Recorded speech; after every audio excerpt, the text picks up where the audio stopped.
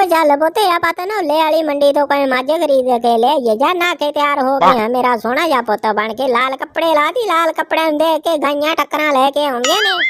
ओ क्या गल करती चाचा मनु सुखा भी कह के गया जी भी जावांगे फिर सुखा दा की करूं मैं जवाब के मैं चाचा चल आए करना चाचा मैं तेरे नाल ही चलूं तो मेरे काम भी आ जाना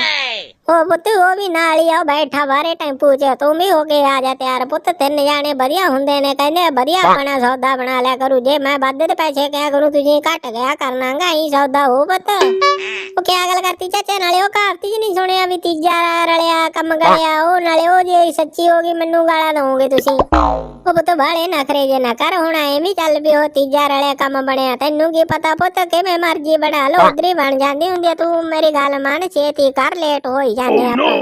ओ क्या गल करती जे चलूंगा तो मैं तेरे नाल जरूर पर मेरी गल सुन ला मैं उते गोली वाला बत्ता पीऊंगा मैनू ओदे बिना आज में नहीं आउंदा मैं छेती तैयार हो के आउणा गोली वाला बत्ता याद रखी चाचा